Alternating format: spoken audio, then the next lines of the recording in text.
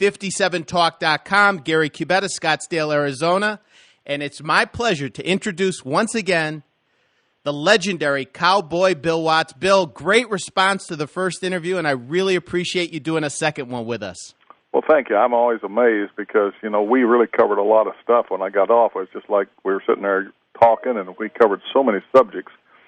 One other thing, Gary, I wanted to say is I'm really a passionate guy. In other words, whatever I speak about or whatever I talk about, I'm very passionate, I'm very intense. And so sometimes it comes over like I'm trying to convince people. And I really just want everybody to know this, that, people are going to make their own minds and their own decisions about everything anyway. So anything I say, if it's totally radical to what they accept or what believe or their position, then, all I hope is that if I say something, say spiritually, politically, wrestling, or anything, that they just study and they go back and research why they formed their own opinion and that type. If I stimulate their thought or their investigative thought or anything, to me that's really a great thing because I think we have to encourage people because a lot of the people maybe that listen to you weren't even alive or around when I was doing my thing, and here I am, age 70, and so they think, well, the world has changed, and it has, and I've seen a lot of that change, and a lot of it hasn't been for the good. But anyway, all I wanted to say is I just kind of wanted to put a disclaimer there that I'm not trying to convince anybody. I'm just spitting it out like it is and the way I feel about it. Bill, I saw a transcript of an interview you did with another host, and at a point in the interview, you wanted to stop the interview because he was just shooting negative stuff at you that other people had said about you. And it made me think, people have to realize that you were basically a boss in the business for 20 years or maybe longer. Mm-hmm. And in life, we have to keep in mind that everybody hates the boss. So sometimes this negative sentiment is not because Bill Watts is a bad person or a bad guy, but just because you were in charge, they're the boys, and sure, they get pissed off with you, and it's just natural. Yeah, it really and truly is. And here's the amazing thing. Possibly before I went into the promotion and starting to operate in the business in a different perspective myself, I may have looked at the business more from the same eyes or the same perspective as a wrestler because that was where I was exposed to it. Then when I became an owner, I'll never forget that Savage who came back with me from Minnesota to help me get started. A great guy, and finally he and I had been friends for some time, and he came up after about 4 or 5 weeks here and said, Bill, my gosh, I've watched what's happened to you. You've changed. You're becoming like them. And I said, gee, Dutch. I said, I've just found out what pricks all you wrestlers are. And he looked at me, and I said, Dutch, good golly, give it a rest. I said, bottom line, what it is I had to look at the business differently because now I'm seeing it at a whole new different perspective. In other words, before we would sit there and all we would look at is the house, and we would guess what it was or we'd know what it was, and we didn't have a clue as what it cost to open the doors or what it cost to do a television production or anything else, all the other factors in there. And all of a sudden now I was in a position where I had to deal with all that, where we had to have a bottom line, we had to have a profit. And so those things would change. So naturally my vision would change, but Dutch was a longtime friend, and I just couldn't help but tease him a little bit, because that wasn't true. It's just that all of a sudden now I was dealing with a whole new set of factors that I had never dealt with before, and you had to learn about these things, and so certainly your perspective would change. So, yeah, I understand that. I understand people that have not been there. They aren't going to understand an awful lot of that, and so they're going to take issue with a lot of that. That's just part of it. But, again, that's like I say, so many of these people could always tell you how to do things better, and yet they had never been there. And you wonder, where did you get this expertise that you would know how to tell me how to run my business? So, yeah, you're right. I ran my business the way that I thought it should be run, and I was extremely successful for a very, very long time, and that every place I ever booked or every place that I owned had a tremendous bottom line. It had to have. Otherwise, we wouldn't have been here. And we couldn't have attracted talent.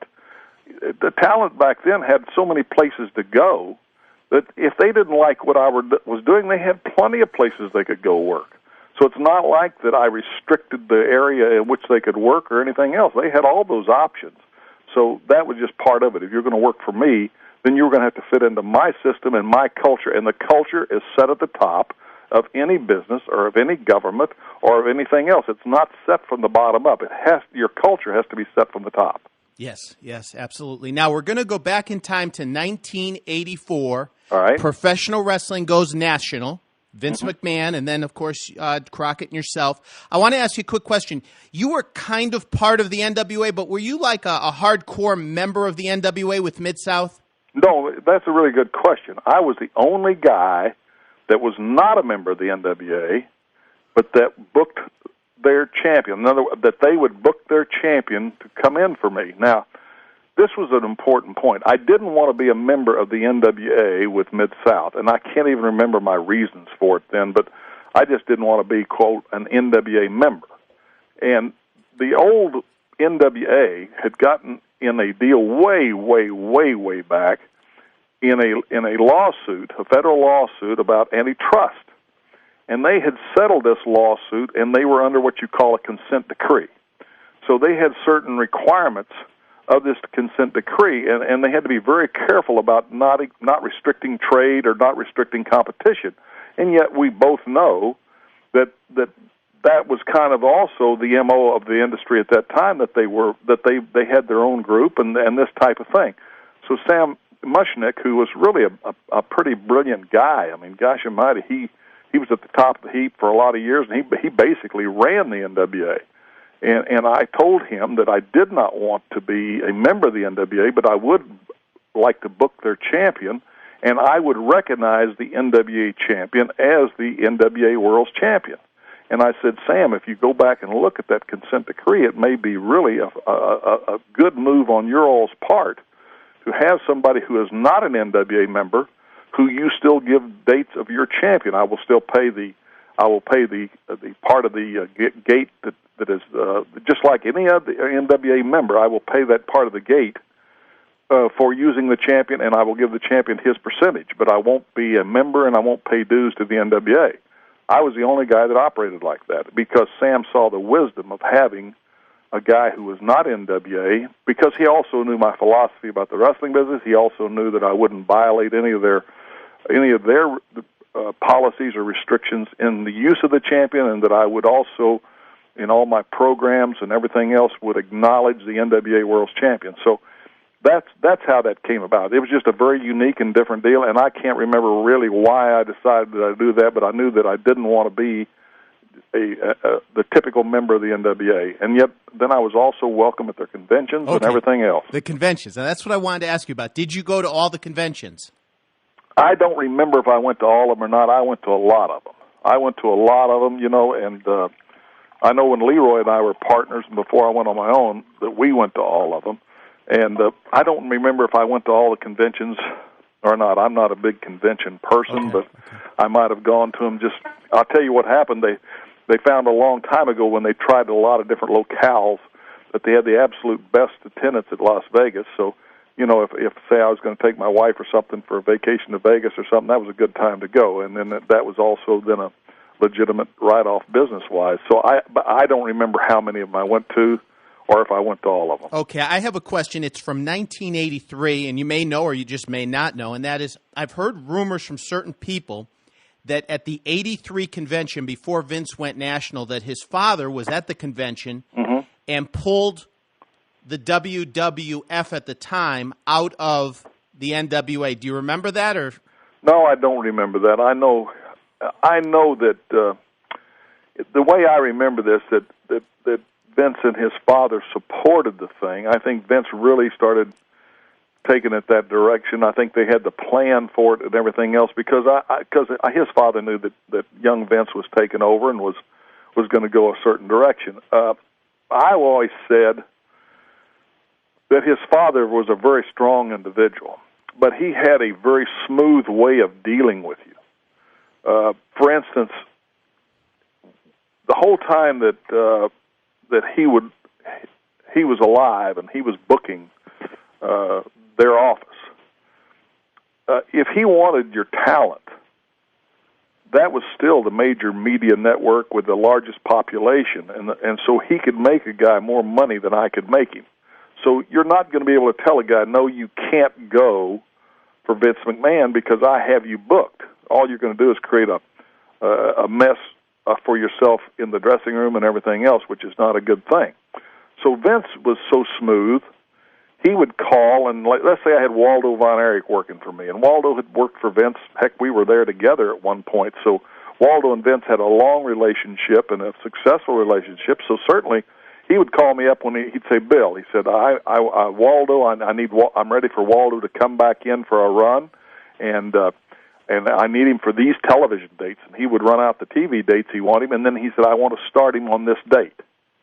He said, is that okay with you? Well, hell yes, it had to be okay with me. Because if it didn't, Waldo would just give me his notice and leave anyway, because he couldn't turn down that big money. And I'd been on both ends of it, so I understood, and I wouldn't ask him to. I mean, he was a friend. He was a phenomenal guy. Waldo was a man of his word, and all these things. So I wouldn't say no, because I'm not going to try to make Waldo not earn that big money. But you see how Vince would handle it. He'd handle it in such a classy way. And now here's the next part of it that was always so great about him. He would say, well, you know, Bill, I always enjoy working with you. You're always so accommodating to me. He said, let me give you an extra week or so on Andre the Giant. Andre loves to work for you because you always have everything ready for him. Where he comes in, he enjoys it being there for you. He makes good money. You pay him well. It's always sellouts. He says, just let me give you a couple of extra weeks on him other than the ones I've already given you. Well, my gosh, so what he just said to me is, okay, I'm taking this guy from you. I know he's a top hand from you. I'm giving you plenty of notice, hopefully, to work this out. And now I'm going to reward you with a guy that I'm going to give you 2 more weeks of sellouts in your territory. Because if you had your business ready for Andre, it was just those were guaranteed sellouts. You had to have something and have it ready for him. And see, that's what he liked about me. I always had it ready for him. So that's how Vince worked. And so I don't know if he'd have been alive. I think he would have probably counseled, and he may not have. They may have worked all this out. He may have counseled his son to work in a more subtle way with everybody. Because Vince Jr. and I have had several conversations at one time. When I was back there for that short period of time working for him, that really what's hurt him was that there were no longer any places for him to send talent to where the talent could learn. That he would have been better off to have some businesses in business that he could bounce talent to and control them just like his dad did. And he agreed that was true. And now you'll see they have these places like Florida and stuff like that, or they used to have Jim Cornette, where they had places that they were trying to get their talent taught and have places for talent to learn and places for new talent to come up. So who knows if his dad had not gotten ill, that he may have been able to influence that to where it was a lot smoother thing. It wouldn't have changed the outcome in a way, but it would have kept other businesses in business possibly or something like that. So that's my only reflection on it. Yeah, but I do, whenever he pulled out, I don't remember what all the exact timeline was on it, but certainly it was to be expected in the direction they were going. Now, when you went into 1984, you had a number of really good programs working in Mid-South. You had Mr. Wrestling 2 and the Magnum TA feud, which you really meticulously built up on television. You also had Stagger Lee, who was the Junkyard Dog, lost a loser leave town match, comes back with the mask. Right. Butch Reed is in. You've got a good talent base, and suddenly you find out that Vince is going national. What were your initial thoughts? Well, I had the same idea he had. I tried to sell it to Kenny National Services through a person that started that business and was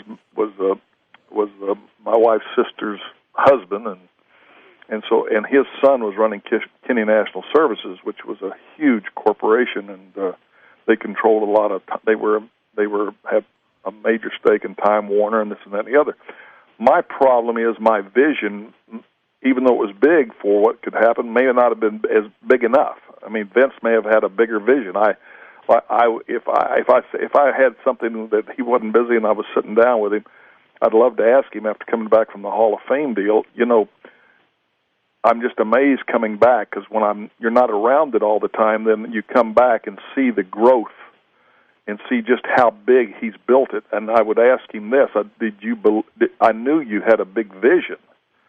But do you ever pinch yourself as to how much bigger than your vision the thing has become? Because, I mean, no matter what, I don't know that he certainly knew that what he wanted to do was going to be huge, but did he understand it's going to be that huge? And so when Vince started that, yes, I realized how that would impact us.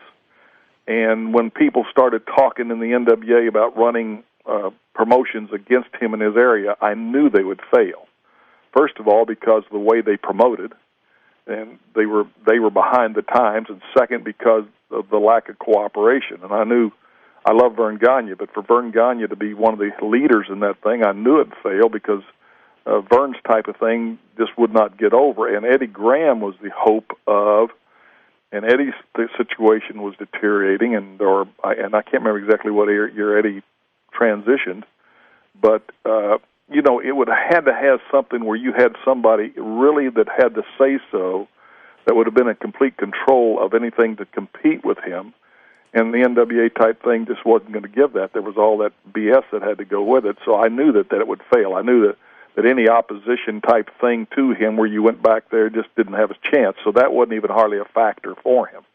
What I tried to do was protect my own thing. And Vince even told me when I was back there working for him or with him for the 3 months I went back there that time, he said, "Bill, every time I came in against you, you kicked my ass." He said, "You literally kicked my ass." And I said, "Yes, I know we did. We knew what we knew what to do and how to do it." So that wasn't the deal. The deal was that he could start buying my talent out from under me. And that's when I realized that I didn't have a chance. And I had a good chance until the oil crisis hit.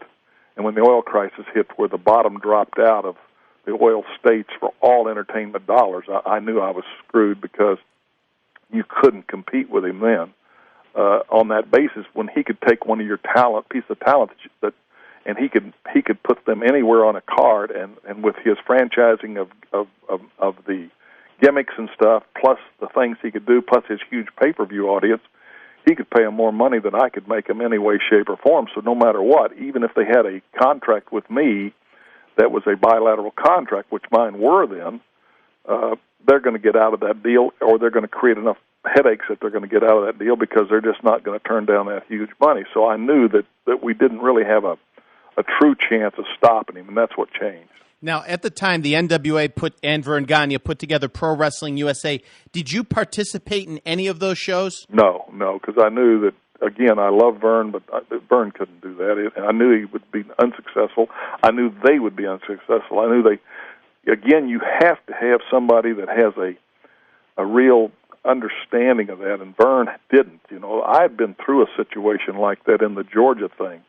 So I knew how important it was to have a united type of situation and somebody that was calling all the shots, and they just didn't have that level of cooperation. And all the people that went together in that thing, it was just a big flop. It was a big exercise in frustration. So no, I knew it didn't have a chance with how they structured it.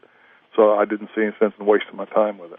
Well, you were fine through half of 1984 in that the Junkyard Dog, Wrestling 2, Magnum TA, they were all with you. But I'm not sure of the exact month, but around September of 84, JYD jumps to the WWF at the time, and with no warning. Yeah, that was devastating, Vince claims, Vince told me he didn't know he walked out on his contract, or he would have never let him. That's his story, and I don't know. Do I doubt that? Yes, I do doubt that. I think that certainly he knew, because he knew how devastating that would be. And if you looked at his MO, when he went against Vern, he wiped Vern out. He took Hulk out of there. He took Gene Okerlund out of there. He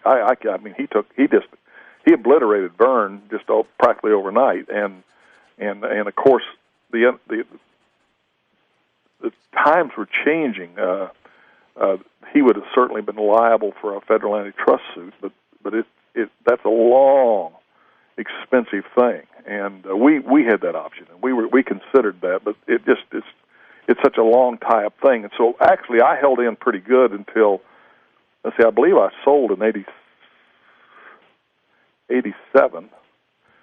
So really, really until when the bottom fell out of mine, when the oil thing really hit me, and it was just like the difference in night and day. And when my syndicators and everybody just got blown out of business was it started in about right around December or January of '86, because I remember I lost $50,000 a week.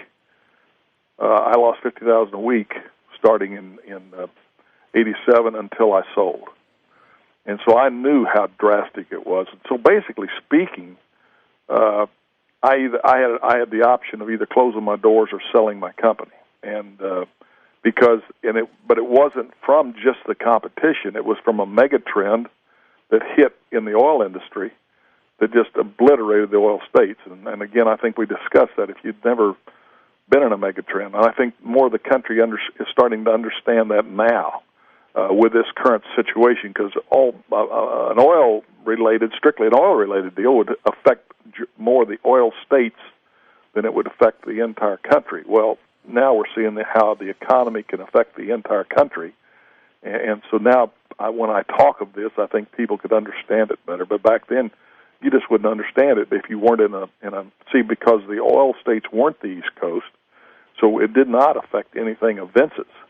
But it was killing me because my base, my big base was all in the oil states, and so it just like overnight my business went completely upside down, and so then I knew, and that's when Jim Ross and I came up with a plan, and Jim Ross was very, very creative and very instrumental in initiating the plan for my survival. Okay, we're going to get to that, Bo. We're going to get to that. I want to get back to JYD because for some of the younger fans, they may not realize JYD was your Hulk Hogan.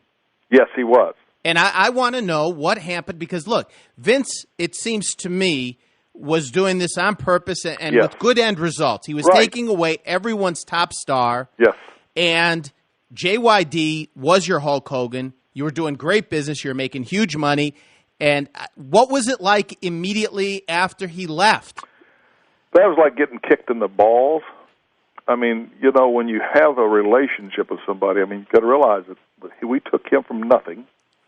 And I think last time I told you some of the stories about, how getting him started and everything else. And, we guided that kid, and I had he was just a special kid. He had the great personality.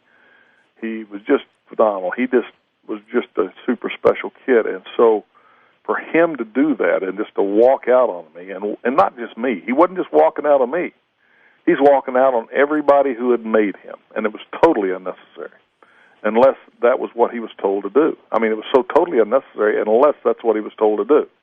That's why, again, between you and me, I truly believe that he was told to do that. I just can't see it any other way, because that was the MO.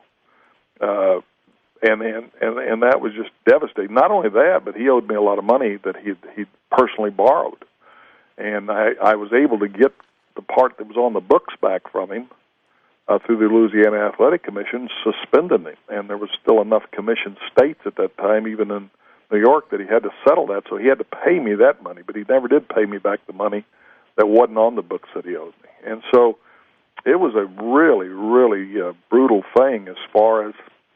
Again, it was like getting kicked in the balls. If he'd have come to me and said, Bill, no matter what, I just can't turn this down. I'm going, and I know what it's going to do to you. He and I may have had a real argument over it, but the bottom line is it would have been so much better and so much classier for us to work out his departure. Duggan got the same type of thing, but he worked his out. DiBiase, all the different guys.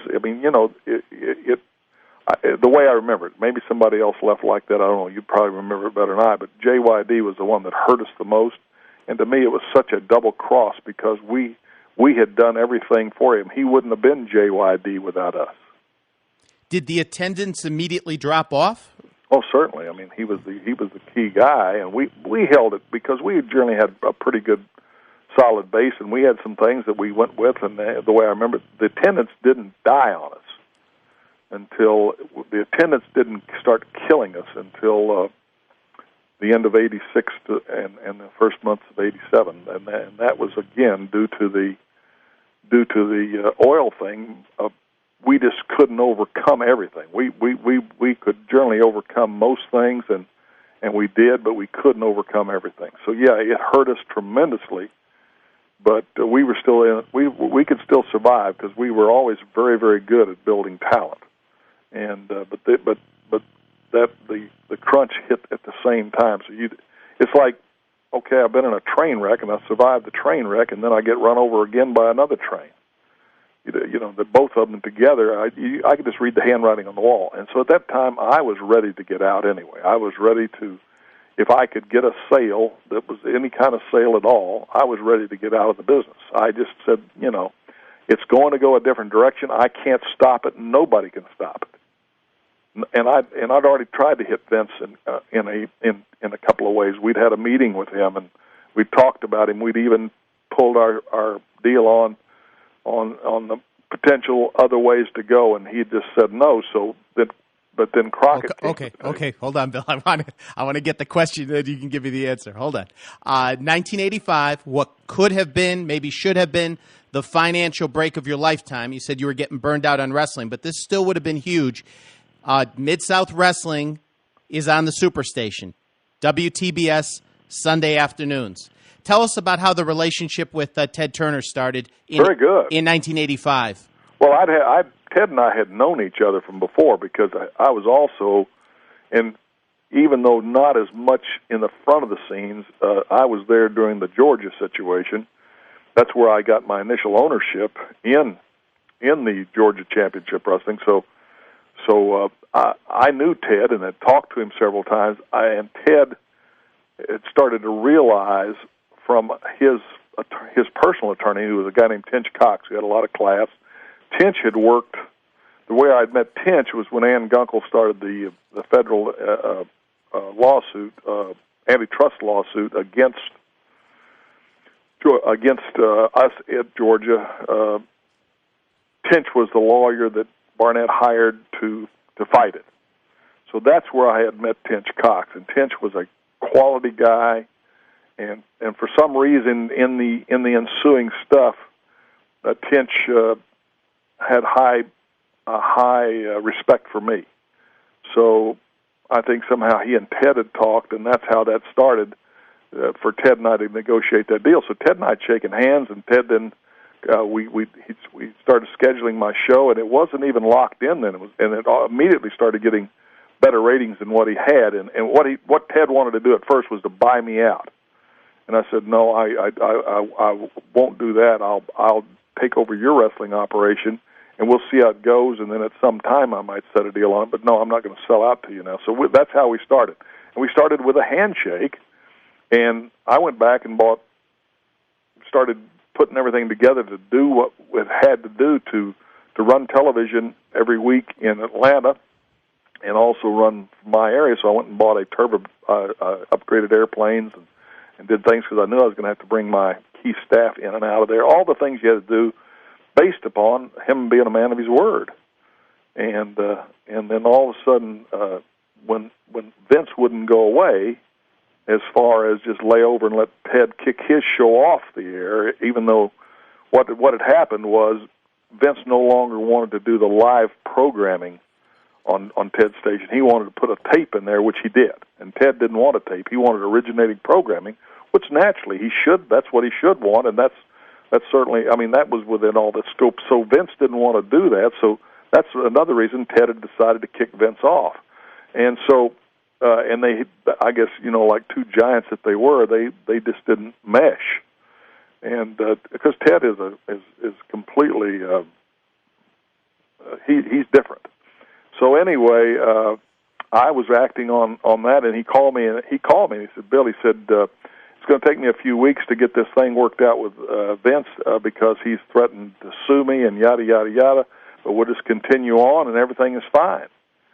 And so that's what I was acting on. And then all of a sudden, the deal came that somehow Crockett had come in there, and the rumor I heard, and again, I have no way of validating it, was that Crockett had offered him $1 million cash in order to take my position over, and so, boy, without a damn deal, my deal was just screwed. I was left holding the bag of buying the airplane and getting ready to go and living up to our agreement, and he wasn't. So I lost a lot of respect for him there because I thought, you're another one of these guys that my word to you is supposed to be good, but your word to me, you're above your order. Now, you guys were planning on taking Mid-South National with that, right? Yeah. Well, yeah, with his, and he and I had worked out a deal about future situations but I wasn't going to sell out to him on the initial deal just because he wanted to buy me out. I wanted to see how it worked, and he and I had a deal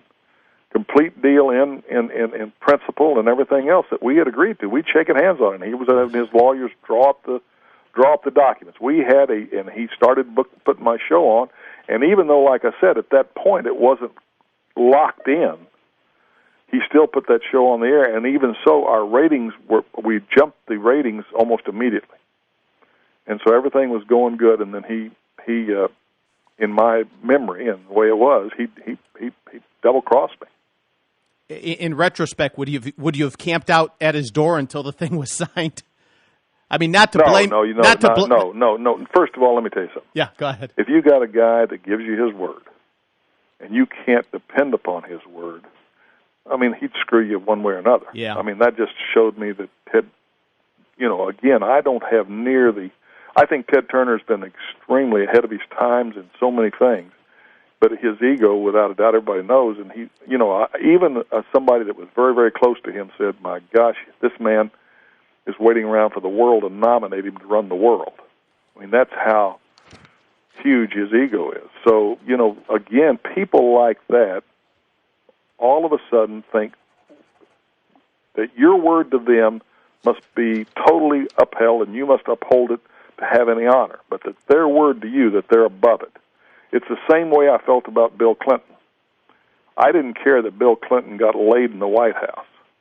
What I cared about, that he went under oath as the top upholder of everything American, and our rule of law is what separates us from any dictatorship or third world country, that the rule of law, that it does not respect any man. In other words, all people are equal under the rule of law.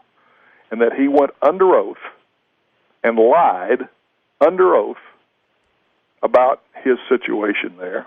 That's when I lost all respect for Bill Clinton, because what he was telling everybody is, I'm above the law. And we see what's happening now, that the rule of law is being thrown under the bus. It was thrown under the bus with the Homeland Security Act, another one of those things where they said, crisis, don't read it, don't think, just pass it. And all these different things is our rule of law. Our personal freedoms are being taken away from us.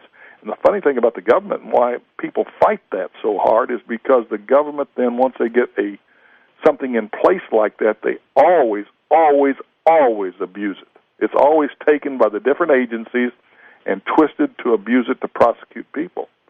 And that's what we'll see, and that's what we're already seeing. And then try and get rid of it, Bill. Forget about that.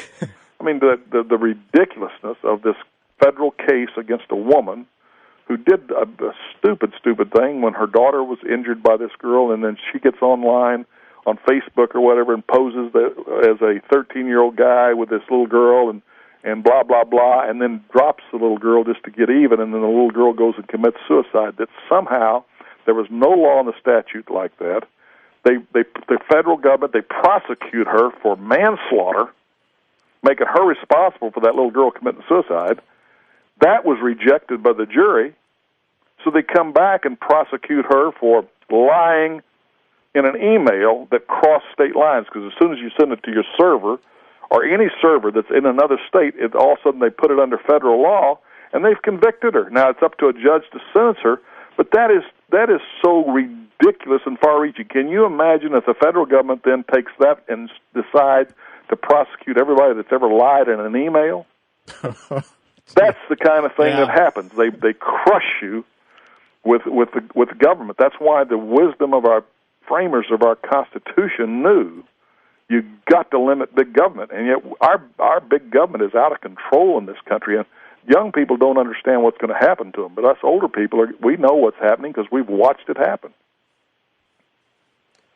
1985, Bill, the Turner deal, no more. Do you call him one last time? Hey, Ted, what'd you do? Or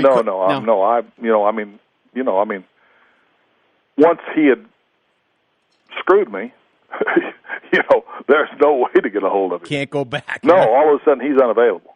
So your national deal with Turner gone. You spent the money on the planes. You've got all these plans. I know how that is. $750,000 airplane at that time. That's a fairly expensive commitment that showed that I was operating fully within what he and I had to. I mean, that's not just Swiss cheese. That's a lot of money. It's a lot of money after tax. And Vince is going national, and you start. Had to. In 1986, the UWF. Well, we had to change it in order to go national because our syndicators realized that the people they were syndicating to who wanted our show, they didn't want to make it look like it was regional. So, did you go into the UWF with the idea that you had the finances to be a legitimate competitor, or was it a desperation move? Well, we were making an awful lot of money. I mean, let's face it, the one thing about it is probably, from everything I can ascertain, my business was the most effective bottom-line business in America. I was probably making a better net. I know I was making a better net than the Crockett's because Jimmy had told me what they were paying out in salaries to his mother and the Crockett boys.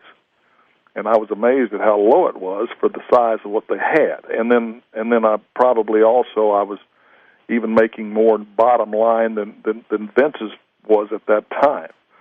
Even though they would have the bigger markets and we were a very efficient bottom line. So then Jim Ross had found a syndicator, and we knew we had to do something. We knew if we just sat there that sooner or later the rollover isn't going to work.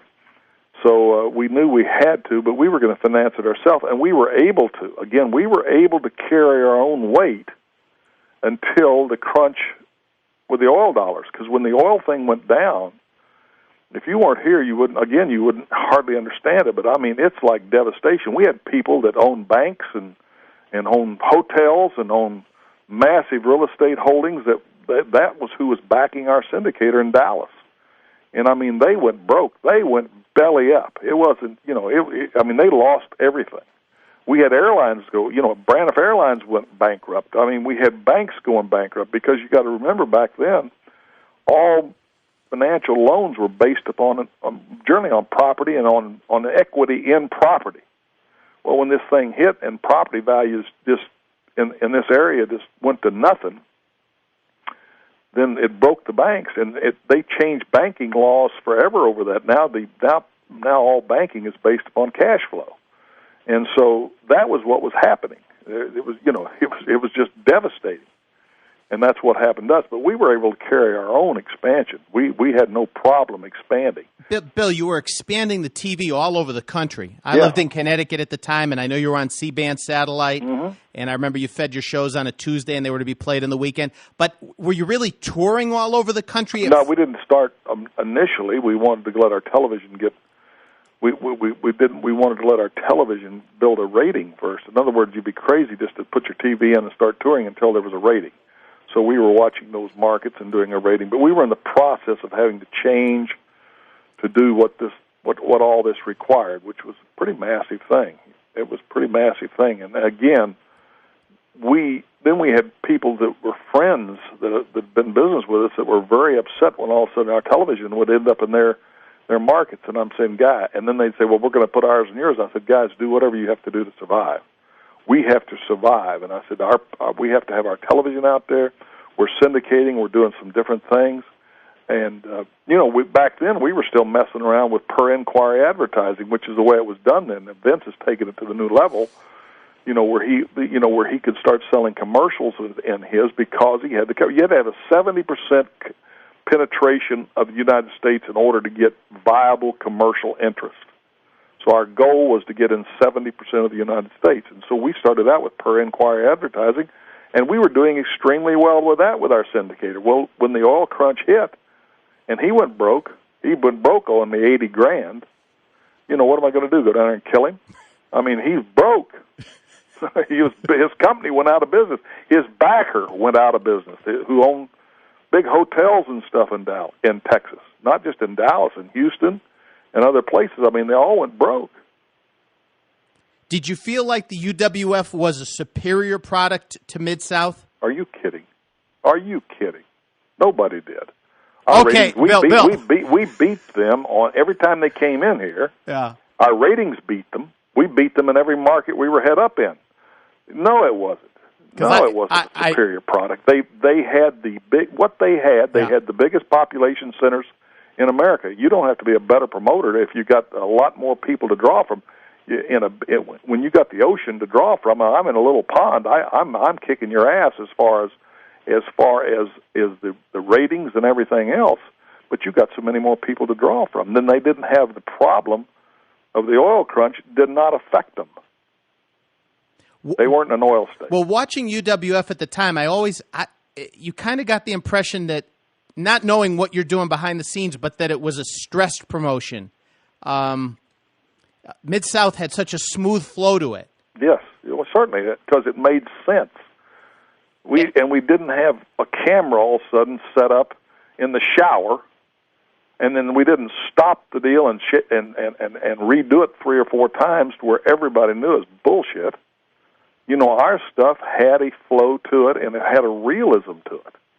And so it was a lot, people loved our stuff. You know, they still do. And so that anybody that watched our stuff, they loved it. But again, that doesn't make any difference. And now when you're going to today, no, it's just not sour grapes, but the people have been re-educated.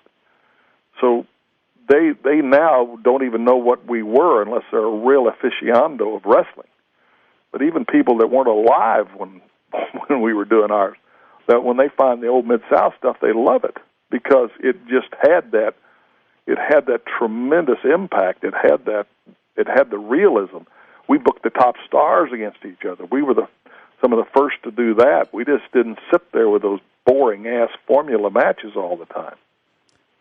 Well, we're going to get to the early 1980s and hopefully our next show, and I've got a lot of questions about that because I think that you were so far ahead of your time with the match lineup. I remember we would trade videotapes, and everyone would say, "Oh man, have you seen the latest Mid-South show? He's got."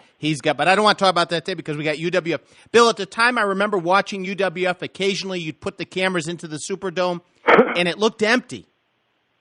Well, you got to realize the Superdome was about an 80,000 seat, something like that, arena, and we would use the basketball configuration.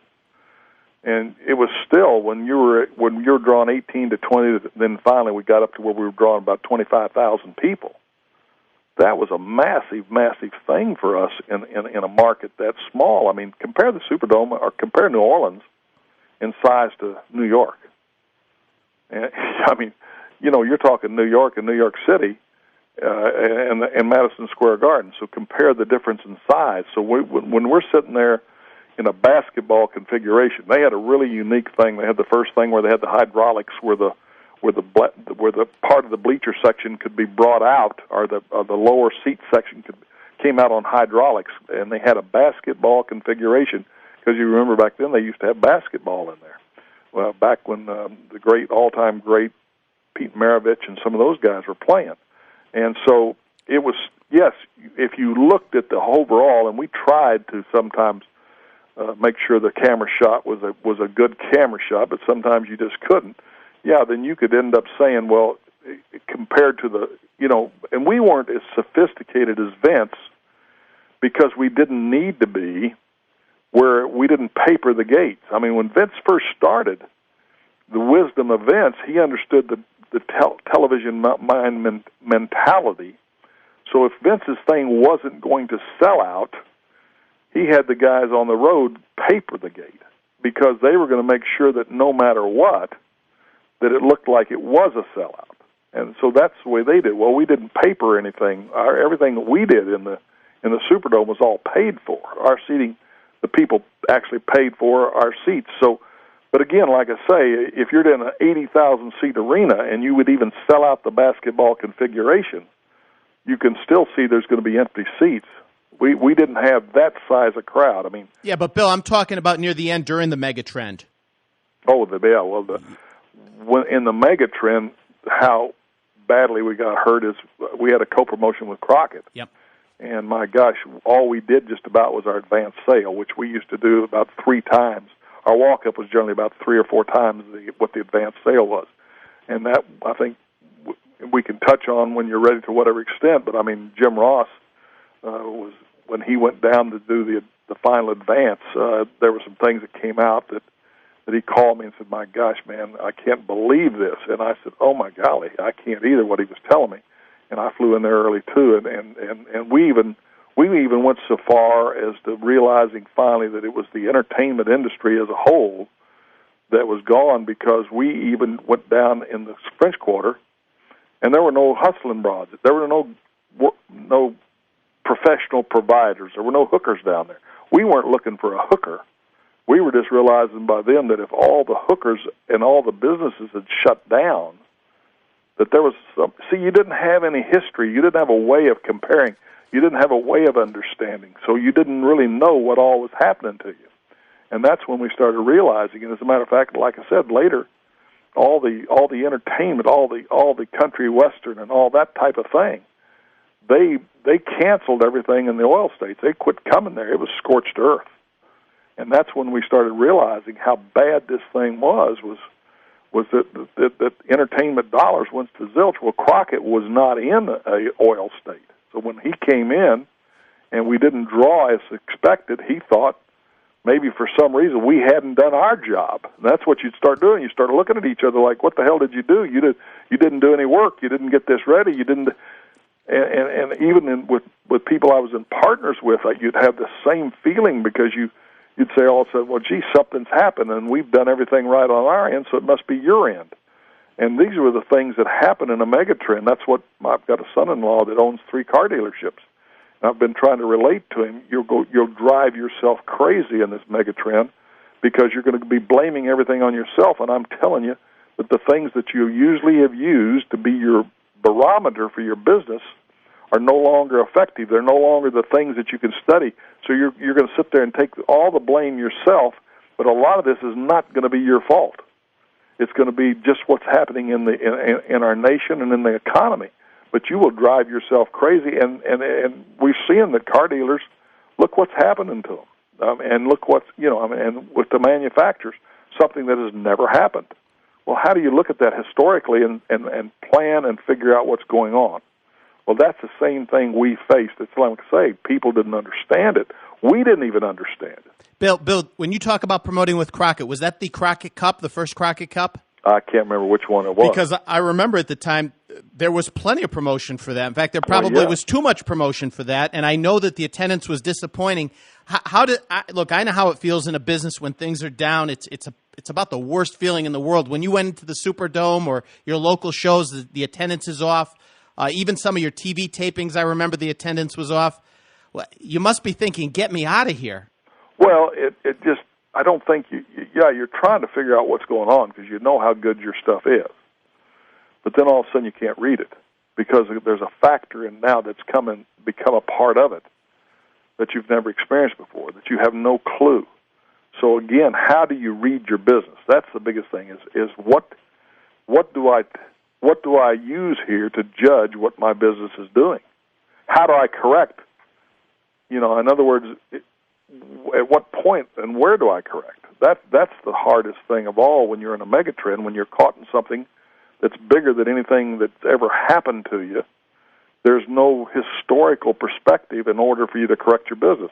I've been in downturns before. That's the classic story when I flew Jerry Jarrett and Jerry Lawler in to my television taping. I was in a bottoming position, and I was trying to figure out what the hell was going on. So I brought them in, and they sat and watched my television taping.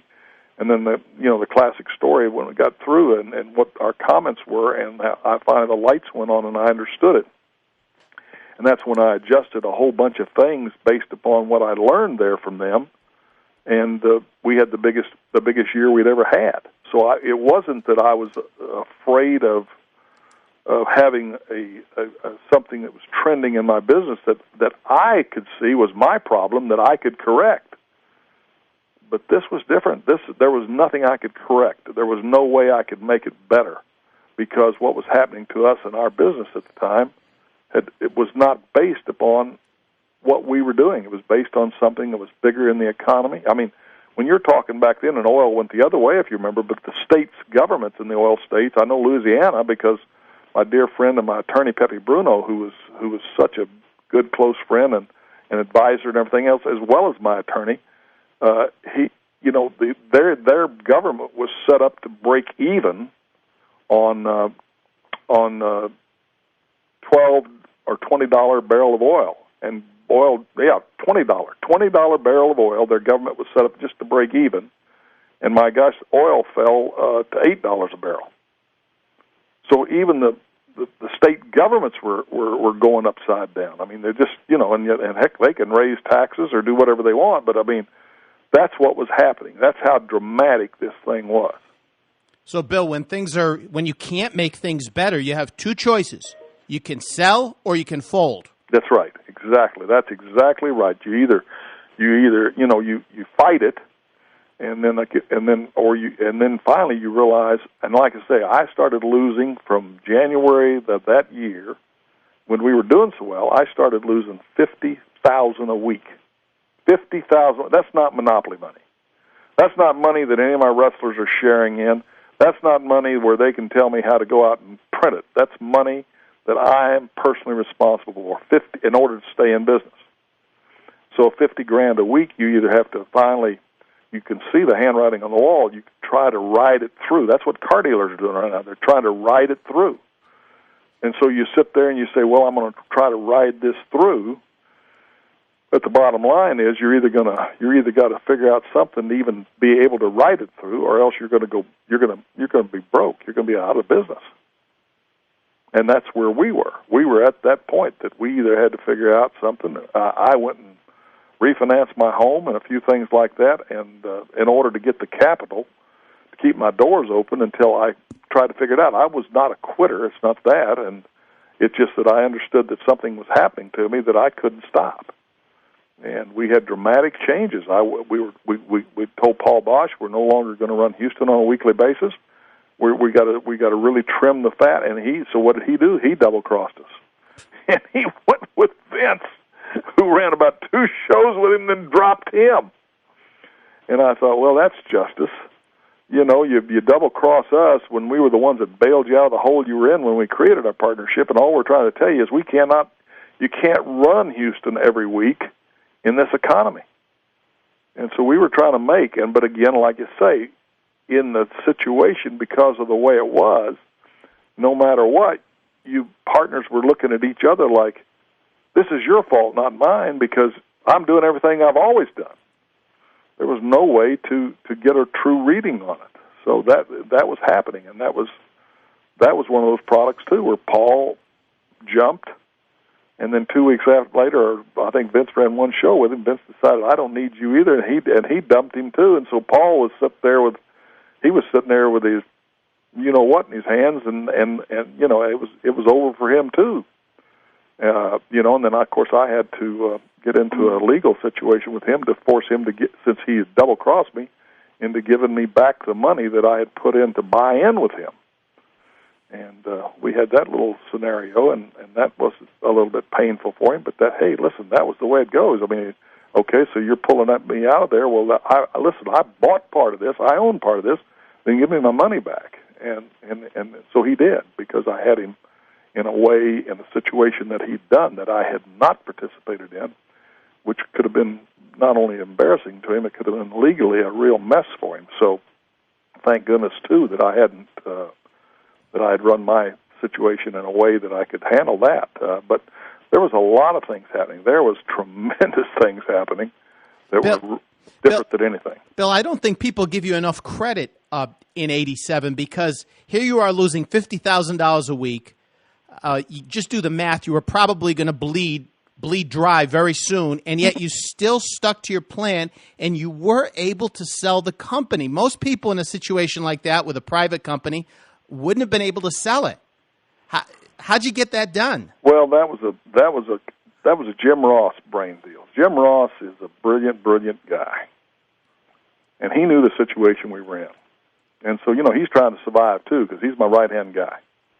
But he sees there's a world of trouble and a world of hurt, and he sees where we are. And so he says, I got a plan. I said, okay, I'm one thing about my executives, the guys that I trusted, they had my ear. They had earned it. And we would bring other people in when they would come in and give them a chance on our inner circle. It was never a closed deal. But they had to bring something to the table. They had to. We did. It wasn't a good old boy club. It was a club that you had to bring something to the table that was good for all of us. So, but Jim had earned that. He was truly my right hand guy. He was a gifted guy. He studied the business. He loved the business, and so he really understood the business. So he said, here's the deal. He said, there's only two players out there. There's the Crockett's and there's Vince.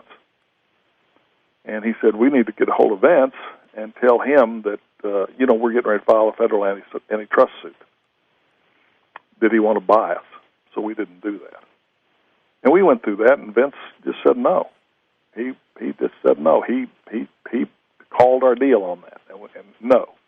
We did fly up there and have a meeting with Vince about him buying us. And Vince is a good poker player in business. He was sitting. I didn't realize it then. He was sitting on damn near broke too. If the first WrestleMania, he told me this himself years later. If the first WrestleMania had not hit, and the rumor was he and his dad had $1 million slush fund to start this thing. And back then, $1 million was a hell of a lot of money. And so they didn't exactly go into this concept broke. And so, but he told me himself that if the first WrestleMania had not hit, that he was broke. That's how close it was for him too. I mean, that's how close it became, whether or not he made it or not. So, I mean, all these things were happening. But going again, Jim Ross's plan was to tell Vince we were going to file a federal antitrust suit on him.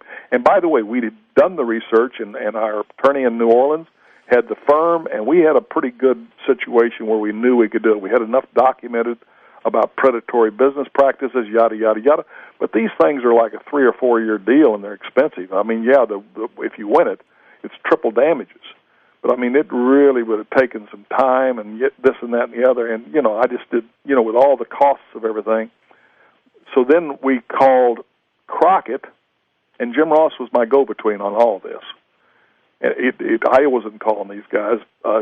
Jim Ross was, and he called Crockett, and he said, Vince is getting ready to buy us, but you're the traditional guy still in the business. But if he buys us, you don't have a chance. You're the second largest to Vince, and with buying Mid-South, you will be competitive with Vince. You got the Turner Broadcasting deal, everything else, and so Jim Crockett came to the table. That's how that was the strategy that got somebody to the table. And that's what worked. And so I give that credit to Jim Ross. So then I was able to sell my company for the highest amount ever paid for a wrestling company in history. Again, not knowing completely how to protect myself in that, which I'm not crying over spilt milk. That's just the way it was. But we did. We were able to make a sale, and that's to the point where we were by then. I was losing so much money and bleeding so hard that I had to stop the bleeding, or again.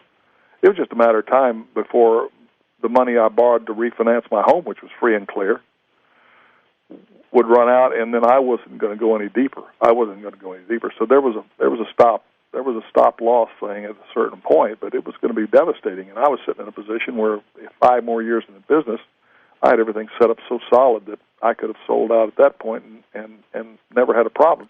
And the good news is I managed my money very, very well, so I've survived all that anyway. But if Crockett hadn't bought it, it would have been a disastrous ending. I think if Crockett hadn't bought it, looking back, once my, when my syndicator went down owing me $80,000, it wasn't even just the fact that he went down and owed me $80,000. It's the fact that he went down, and then boy, you were losing stuff in television stations, and the per inquiry advertising was dropping on its butt then too. I mean, this thing was a megatrend, and so yeah, the handwriting you know, I could say anything I want, but the real true handwriting was on the wall that if we didn't get something to give us some relief, we weren't going to be able to continue. I mean, it just sooner or later we couldn't overcome all that. Bill, I remember when Crockett took over UWF and you disappeared. Were you so burned out that you couldn't have been a help to him? Or No. Yeah, that's an interesting thing. Okay. And remember, everything I say is my personal opinion. You know, I'm going to put that disclaimer in so we don't have litigation. It's all my personal opinion of the way I remember it. No, Crockett, we structured for his tax purposes, and it was good for mine, that his payment to me was based on a consulting agreement. So actually, every payment he made to me was a part of this consulting agreement. And then he wouldn't consult with me. And he was making these moves, which I thought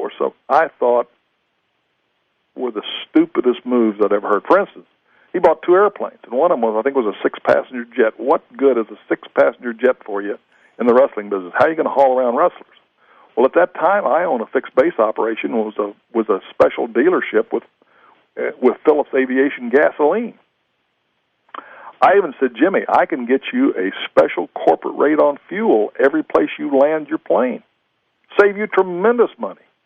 He didn't even take that deal. He was so entrenched in his, and the bad thing, again, is I look at it, is the way I look at it, is since Jimmy had no booking ability, he was unable to book. Therefore, he had to depend totally upon his booker. And Dusty was his booker. And so Dusty is a genius. But Dusty, the way I look at Dusty, he didn't know how to make a company have a bottom line. And I will even cut Dusty some slack on that and say that was possibly because nobody had ever taught him. He was never in a position where he had to be totally in control of the bottom line, the payoff of the boys, and everything else. The whole thing that makes a company either go or not go. And so Jimmy was out there with all this extravagance that Dusty wanted to do to create the image. I mean, Dusty and Ric Flair came up with this competition within themselves that they sold Jimmy on, that every place that they would appear, they had to have a limousine available to them 24 hours a day, because if they woke up and were hungry, they wanted the limo to take them to eat. I mean, this is such bullshit. I mean, for me, a guy like me, are you kidding? So even on that Superdome thing, when Jimmy told me that, I said, well, let me tell you, if Dusty and Flair want a limousine, you get them whatever the hell you want, but I'm not paying for it.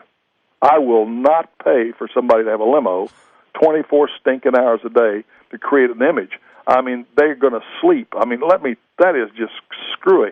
But that's the kind of things that were happening. So I even wrote Jimmy a letter. I said, Jimmy, I watch what you're doing. Let me just give you, you don't have to listen, but you ought to at least read what I write you. He wouldn't even respond to me. I couldn't get a hold of him then anymore. All of a sudden, when he starts to lose his butt, and he's in so deep, I can't get a hold of him. I'm trying to get his accountant so that I said, where's my next payment? And I kept that going and got as many payments as I could, and then he finally went belly up in that deal where he couldn't make any payments anymore. And then that's when he turned all his assets over to Turner Broadcasting, and that's when Turner Broadcasting said, well, we've got the Crockett assets. Do you want your company back, or here's the new price?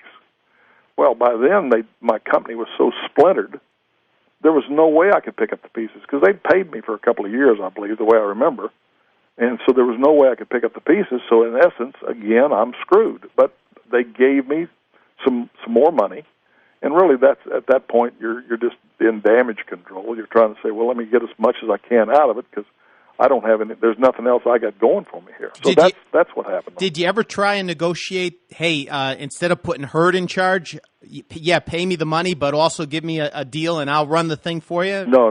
You know, what was I going to negotiate with Turner Broadcasting? Ted was not doing any talking to me. Yeah, okay. You know, this was their corporate legal staff just coming down. Robots. Like with their pompous ass stuff the way they do, and it wasn't smart, but I never thought they were very smart, but that's neither here nor there. They were bigger than me. I don't care what it's called, a dog eat dog world. You know, you do whatever you're big enough to do in business. That's just how business operates. If you're big enough to do it, then you go do it. Bill, I've heard people say over the years, including yourself, that they should have done a UWF versus that was the whole concept. I had learned that because of the wrestling war in Georgia that I had participated in with Eddie Graham and all of them, and which we had won. And so I understood, because all those years when we were in this thing with Ann Gunkel and her group that had been started by her husband, but then he died of a heart attack when he was down at wrestling in Savannah, in order to unify the different promoters for him to go against Paul Jones, his partner, his longtime partner. And what he was all mad about was a deal that was an internal thing with Eddie Graham, where Lester Welch, who was one of Eddie's partners, had traded his stock in Florida for Buddy Fuller's stock in Georgia. And there was so much animus that Ray Gunkel couldn't stand the Fullers. He decided to run opposition and take over everything. And then he went down to Savannah to wrestle, and in the match down there, after the match, he had a heart attack and died. So she continued forward with his goal. And so, but going back to the process, we had wrestling so hot, but then they were selling out too in Atlanta. And what I realized is that all this stuff created was a better, bigger, and better awareness of wrestling. That it was good for both of us. That we were making money, both of us were making money, because there was a bigger. So that's what my concept was with Jimmy. Was, look, if you'll run your own internal opposition of the Mid-South guys against the NWA guys, it will give unbelievable life to you as far as your promotion, because now it's like an internal war, and everybody will be interested in that because it just made it natural. And that's what he was going to do. But again, going back to realizing, and I don't know who called the shot, but whatever, it became more about them than trying to make their own thing the better deal. I mean, however they did this, it was stupid, in my humble opinion. Okay, that we're going to definitely agree on. I want to ask you one thing about the promotion versus the promotion war. The one problem that I've always seen with it is that you have the good guys and you have the bad guys. Sure. But if you bring in another promotion, then you've got another dimension to it that takes a little bit away from the good. No. Okay, educate me, Bill. It adds to it. Educate me. It adds to it. Okay. Look at, why do you think the NFL merged with the AFL in football? The AFL was successful. The NFL realized the AFL was successful. Then they merged with it. What happened to pro football? Did it make it less or better? Better. I rest my case. Okay. That was the old concept of monopoly. The old concept of monopoly is that's what's best for everybody. Tell me one damn monopoly you've seen that's best for the consumer. Forget it. Well, okay. So then what had happened, because if you got a monopoly, you don't have to put out the best product, do you? No. It's just, it reminds me of an old story. There was an old story, and I can't think of his name, but there's this promoter down south somewhere, and here was the old story. Next week, ladies and gentlemen, we're going to have Antonita Rocca here. Well, Antonita Rocca was a big star on the East Coast, but wasn't that big a star in the Carolinas. And this guy would bring him in every time, probably for whatever reason, political or whatever. And so the people said, boo, we don't want to see Antonita Rocca. We don't want to see him. Well, by gosh, you're going to see him anyway, you hear? That was the old promotional concept. By gosh, you're going to see what I want to give you. Yeah. That's what monopolies do. Monopolies don't make you as tuned to the people. So anytime you have a monopoly, and that's where business is going back to now. We have taken, when's the last time you heard of a federal antitrust suit? I don't know of any recent times that we've had a federal antitrust suit. So what they've allowed is big business has gotten bigger, and they crush little business. And sooner or later, that's not good for us. Is it good for you in the cable industry, cable television, when you got to buy Cox Communication or whoever the major provider is in your market, and you don't have any choice, so they can package that crap and charge you whatever they want? You see what I mean? It's not best for the consumer to have monopolies. It's best to have competition. It's best for everybody, including everybody. It provides more jobs to have competition. As soon as you get a monopoly, the jobs start disappearing. That's right. And just look at the corruption in our government when Halliburton gets no bid contracts. I don't care what you say, and I'm not an anti-Cheney guy, but I'm telling you that was crooked as hell. In number one, it's crazy that the Army always does the lower bid, but that's a government way. In other words, so what it is our guys that are putting their butts on the line for us, they're getting the cheapest equipment, which is not the best equipment. But the bottom line is when you got no bid contracts, can you imagine the amount of money that they're making in these things? They're making money that is so huge it is off the charts. It was a no-bid deal. There's nothing about a no-bid deal that's good for anybody. They said, well, Halliburton was the only company that had what it took to be in place to do this. Well, who said so? Who said so and why? Because I'm telling you, I guarantee you for the amount of money they spent down in Iraq on these post-war crap, there's a lot of companies that would have geared up for it. So, again, monopolies are always harmful for consumers, and it always kills competition, and competition is what makes things better. That's just what happened to General Motors and all our big car guys.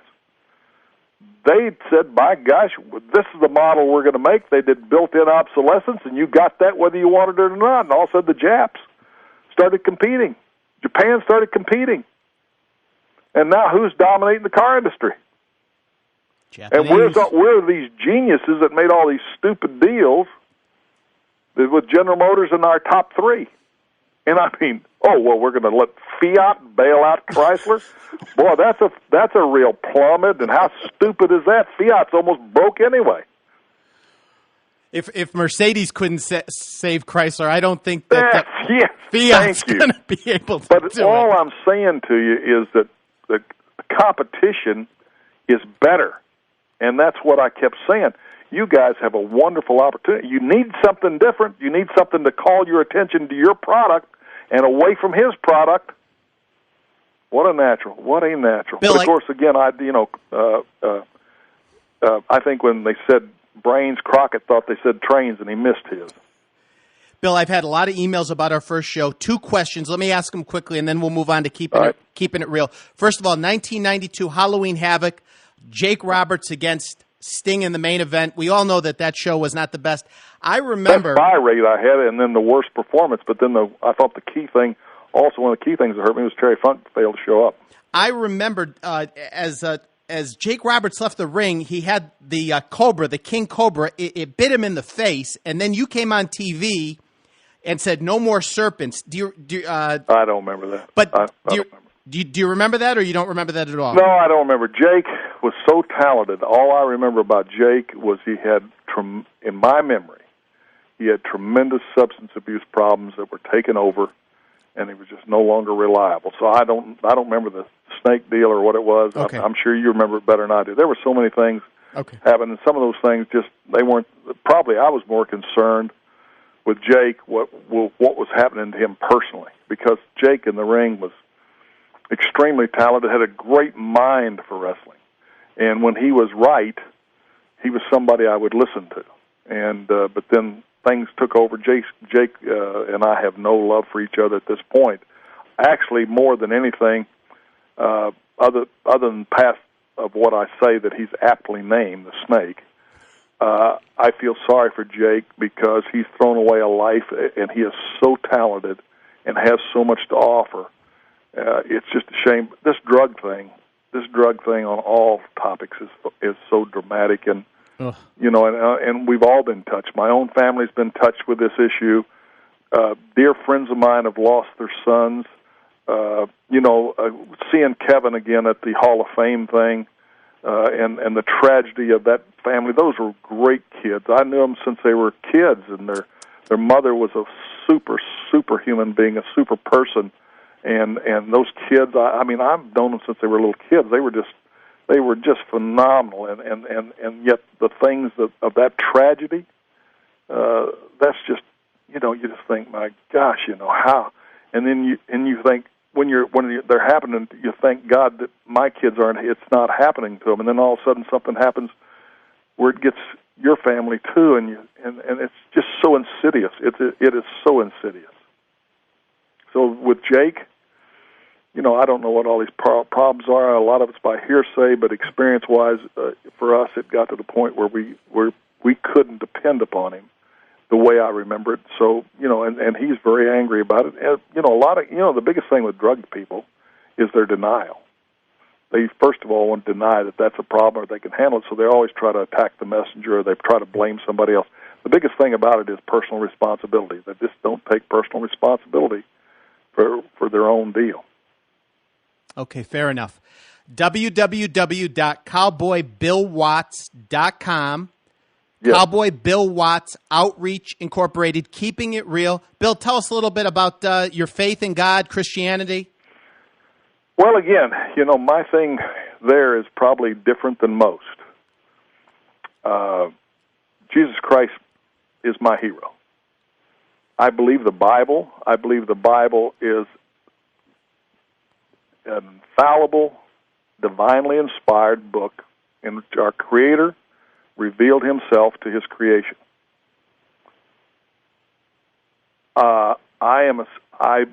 I believe Jesus Christ is the Son of God. I believe that he died on the cross in Calvary to pay the eternal penalty for our sins as demanded by a righteous and holy God. Now, with all that said, I'm not your typical stereotype picture of a Christian, because I'm just not. I'm a man of pride. I'm a man of lust. I'm a man that my language can go to 4 letters in a heartbeat. So here's the situation I think has happened. That's why I talk about keeping it real. I think the, quote, churches are very well-meaning, but they're much like government. They try to get plans of action and rules and regulations and policies in place that are put there for good reason, but they're just as ridiculous. And in ensuing that, they miss the heart of God. In that, first of all, I believe our God, our Creator, and I also, I know a lot of people don't even believe that God is a creator. They don't believe in God, or they believe in a lot of different variations of God, and they don't believe the Bible is infallible. But that's most of them that haven't really studied it. The more you study it, the more you will see that nobody could have written it.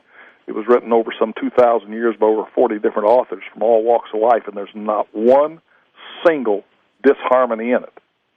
The harmony of it and how each penman picked it up and continued it, and then how it all ties together. If you start looking at it as a whole, the way it all ties together. Now, can anything be proven by the Bible? Yeah, that's what a lot of people will tell you, but not really true. If you look at the body of work, there has to be harmony, and if there's not harmony, generally what's happening is you're misunderstanding it, because it's all there. It is such a beautiful work.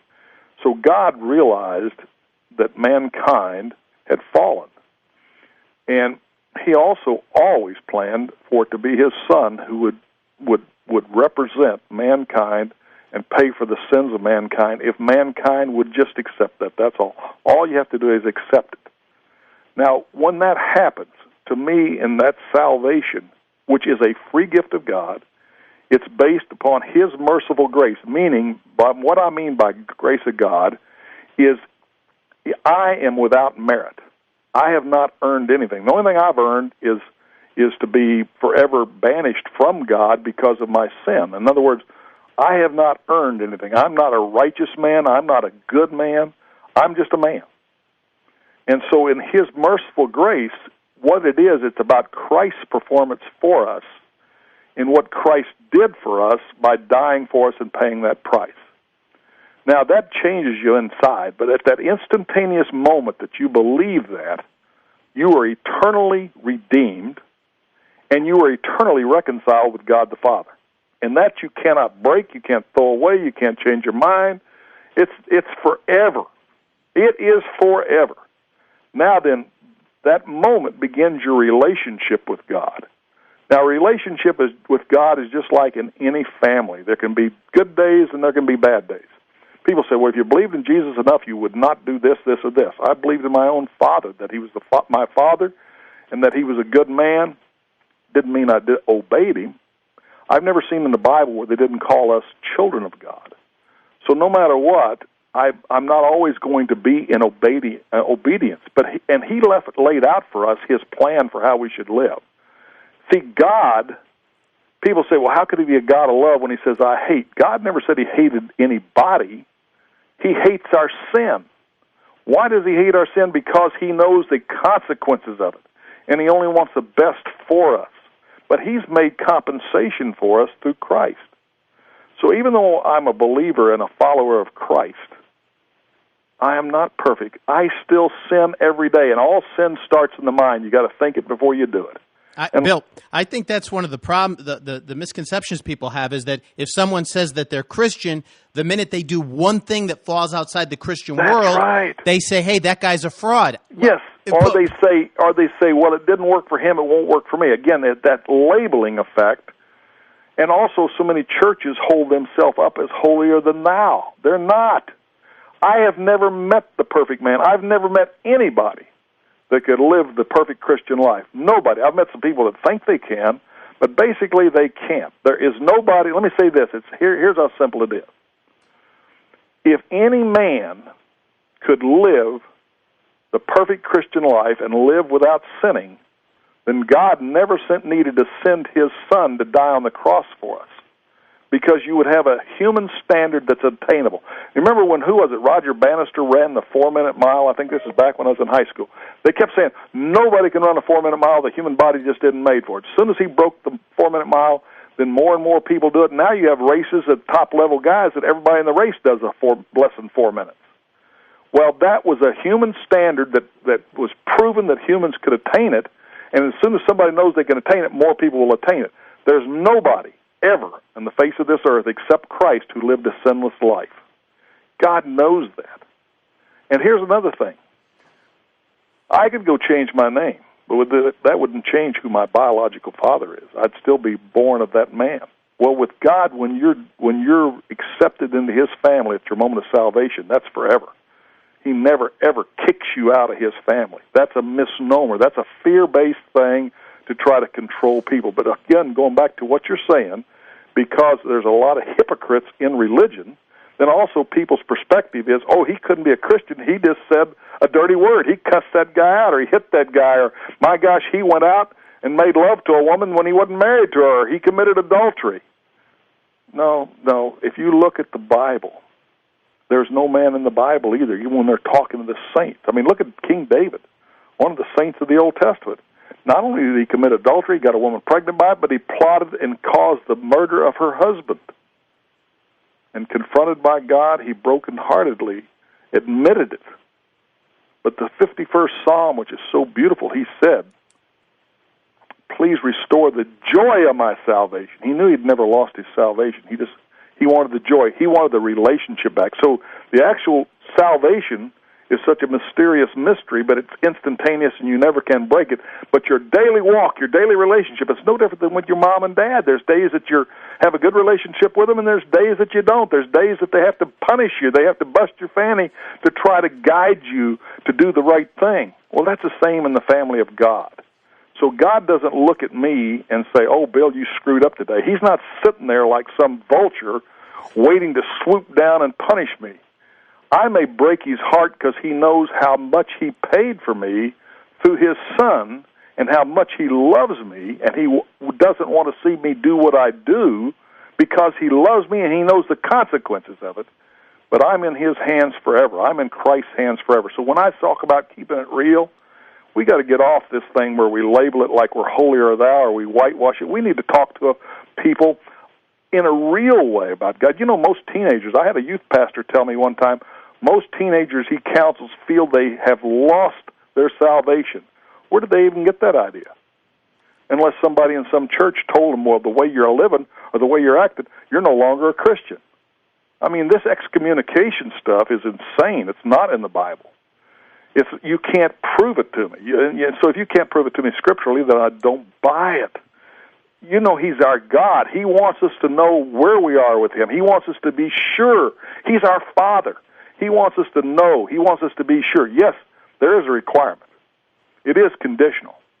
Christ died for all sin, but the condition is for your sins to be absolved is that you accept Christ as your Savior. That is. And then so now you have people say, well, there's more than one way to God. That, to me, is insane. You know why it's insane? Do you think a godly father and how much he loved his own son would make his son part of a multiple choice? Well, you can come to me through him, or you can come to me through that one, or you can come to me through that one, or you can come.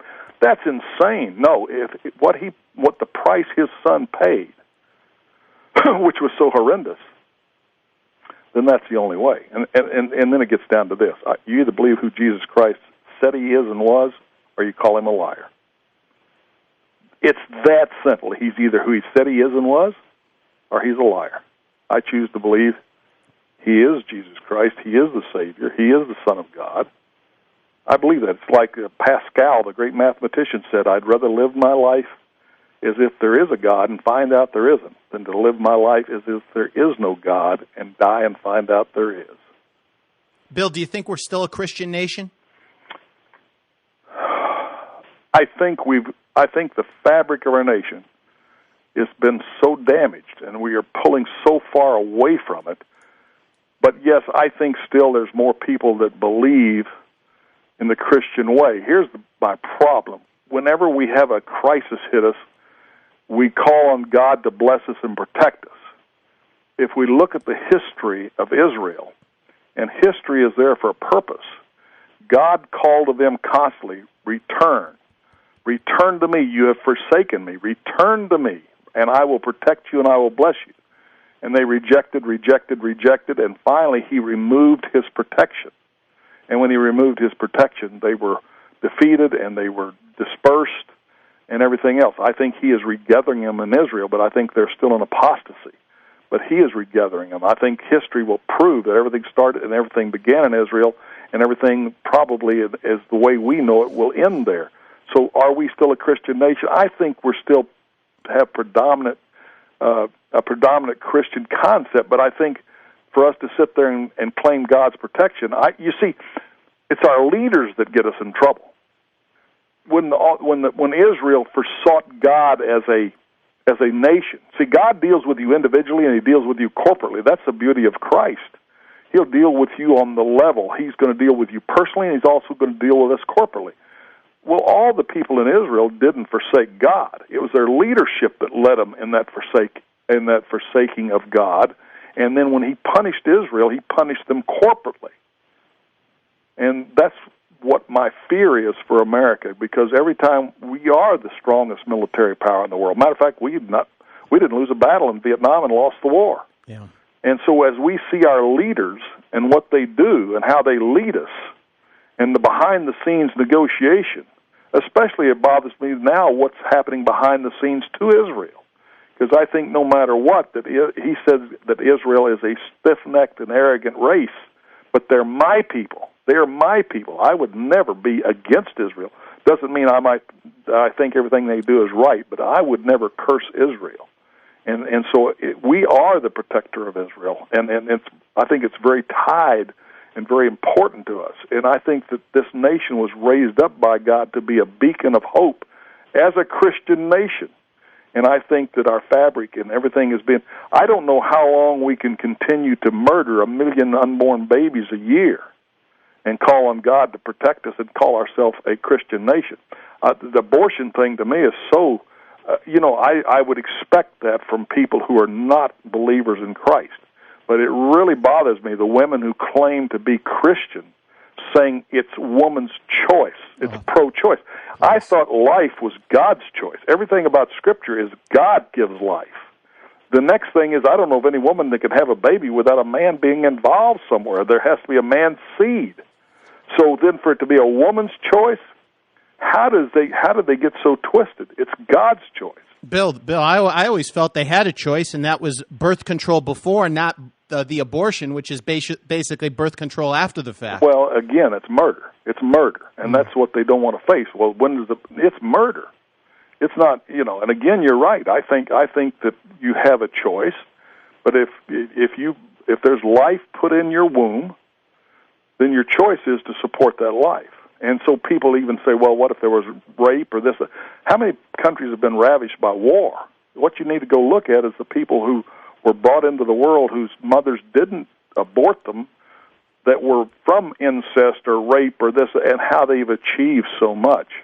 You see, again, that's God. If we believe in God, then if you get pregnant, God has given you life.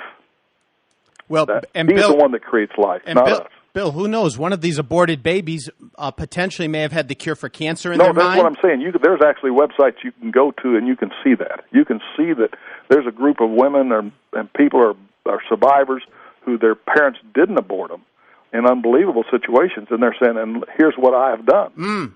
I mean, there's great sites out there that are scientific sites, too, about that contest the theory of evolution, which is so flawed. I'm amazed that people would buy it. Don't you just almost like to die when somebody says, we found a bone the other day that's 50 billion years old? Are you kidding me? Get out of here. How would you know something's 50? There's only two ways, either by atomic dating or lead dating, and both of those are so flawed that even the people that came up with the concept says they're flawed. I mean, there was a group that was so amazing that they took, they want to set everything by geological strata.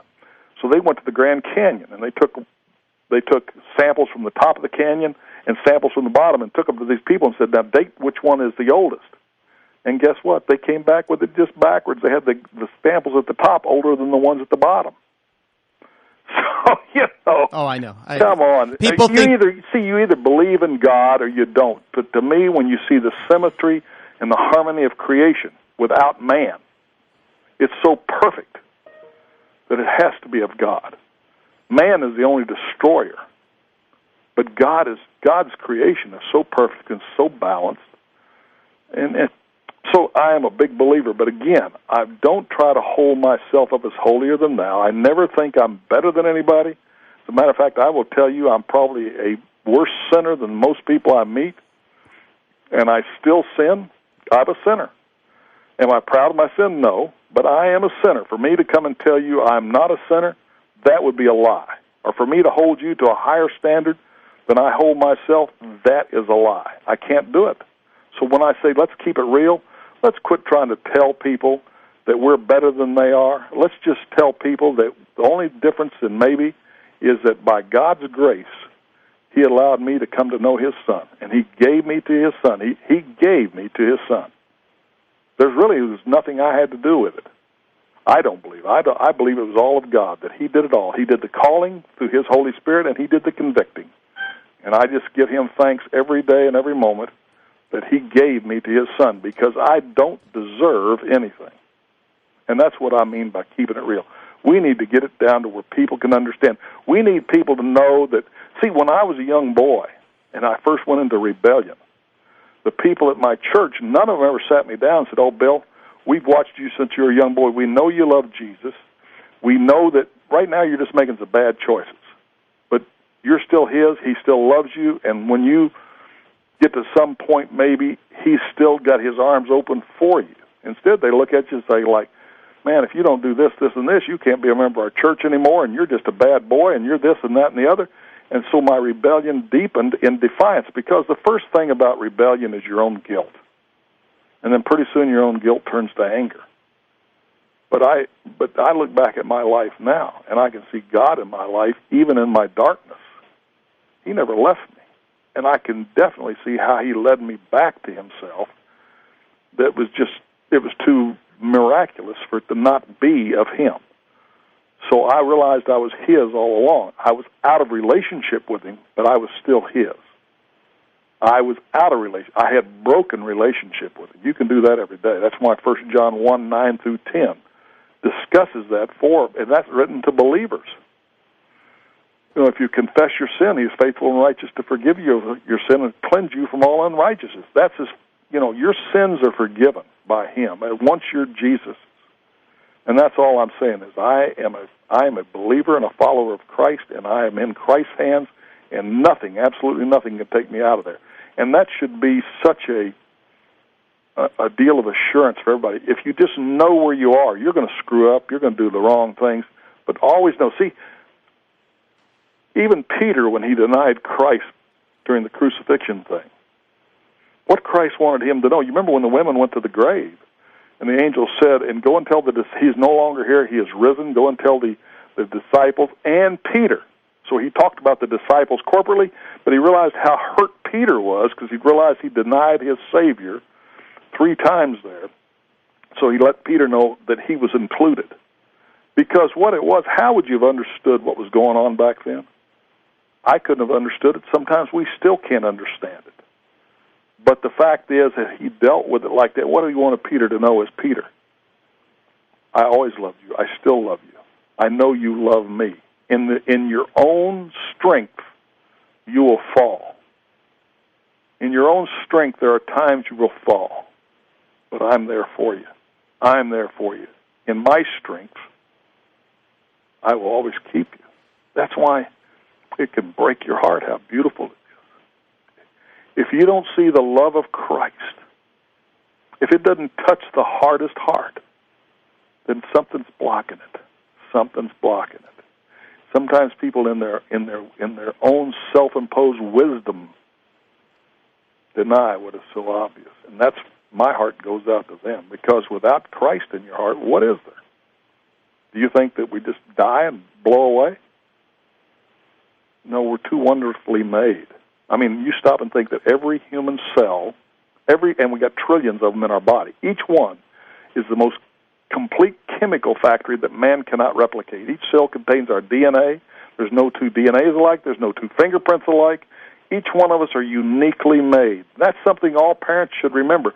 Never compare siblings. Never make one sibling punished or held to the standard of another sibling. Each one is made unique. Love each child in a unique way. I made that, I've made all those mistakes. All parents do. Well, by gosh, this kid's my favorite kid, or you just should do it like your brother, or you should do it like your sister. Well, each kid is wonderfully made, and you need to love each one, and don't need to pit sibling against sibling. And you should love each child, because each child, whether you got pregnant in the back seat of a car before you were married or what, each child is a blessing from God given to you. Given to you.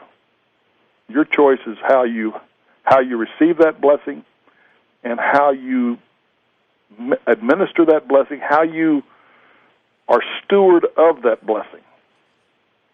That's your choice. God gives you that choice.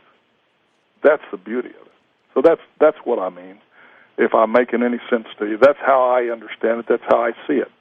Well, Bill, at the end of the day, I have this to ask you, and that is, have you noticed that the closer you are to God, the better that your life works for you?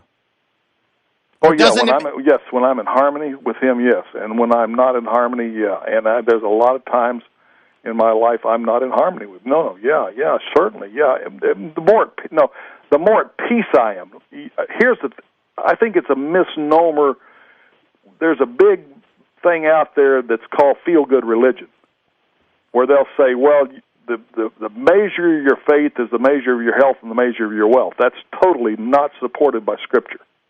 Totally not supported. Because oftentimes the early Christians were the most persecuted and went through the most horrible situations. But they had an inner peace. They knew where they were going. They knew where they were going. They knew it may be tough as hell here, and that things weren't going well here, but they knew where they were going. They knew where they were going to be.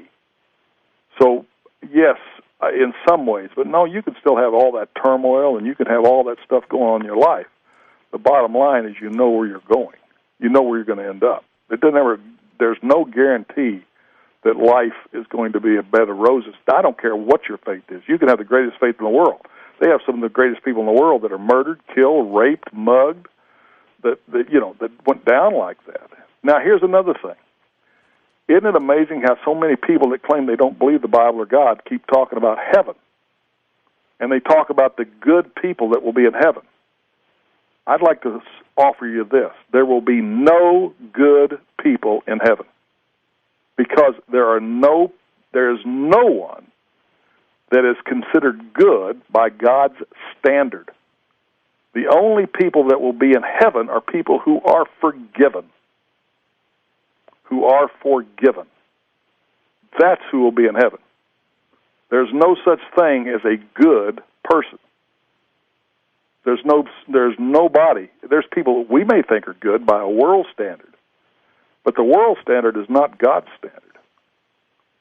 And so there's not going to be any good people in heaven. And so when somebody says, well, don't you think he's in heaven? He's a good man. What difference does that make? That has nothing to do with it. It doesn't make any difference how much money he gave to the poor. It doesn't make any difference of how he went to church every Sunday. That doesn't make any difference. It's whether or not he believed in his heart in Jesus Christ as Lord and Savior.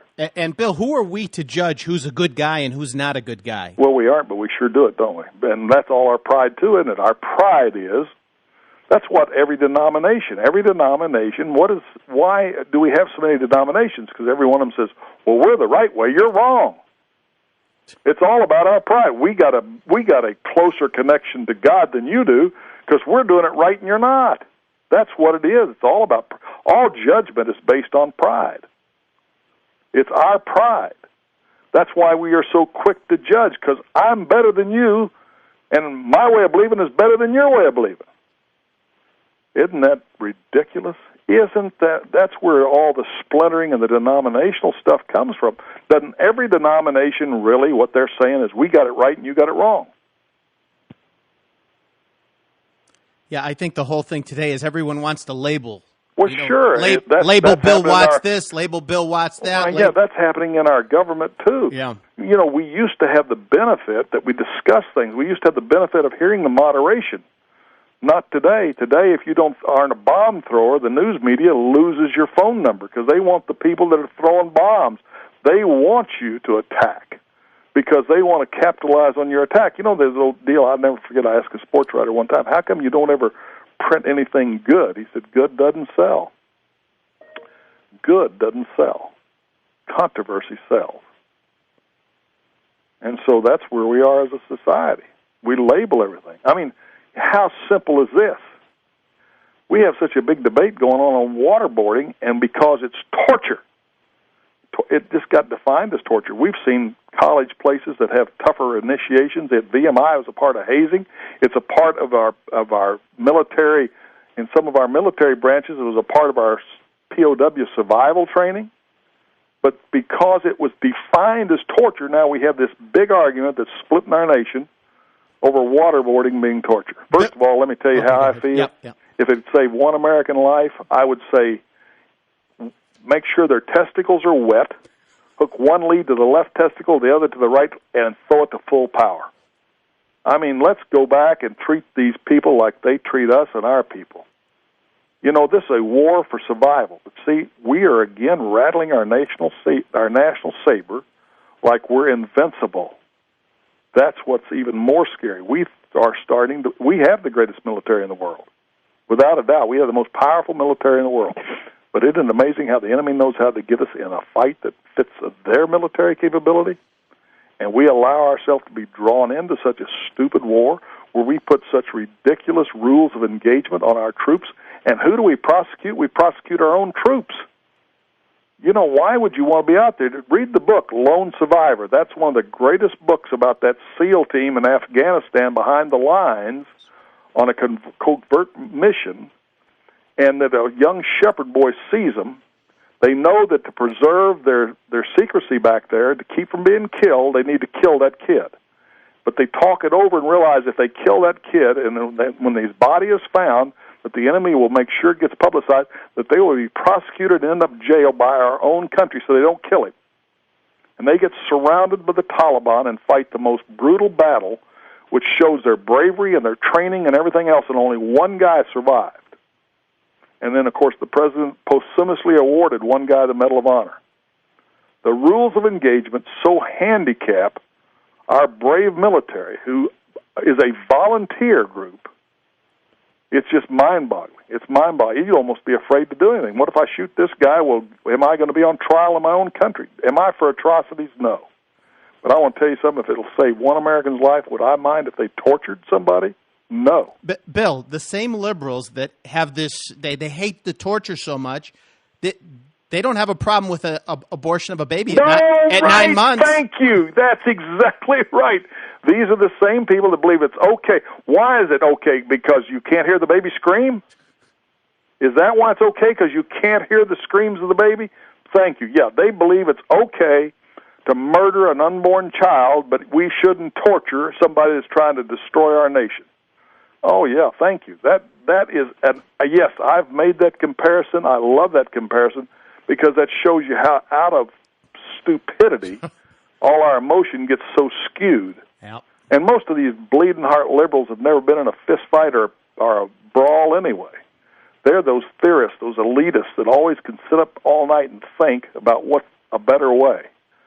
You know, and then we get politicians that buy into that because they're trying to get their poll numbers up, and they don't want to offend anybody. You know, America was born being an offensive nation. We used to say it like it was, and now all of a sudden everything's got to be politically correct. It makes me want to barf.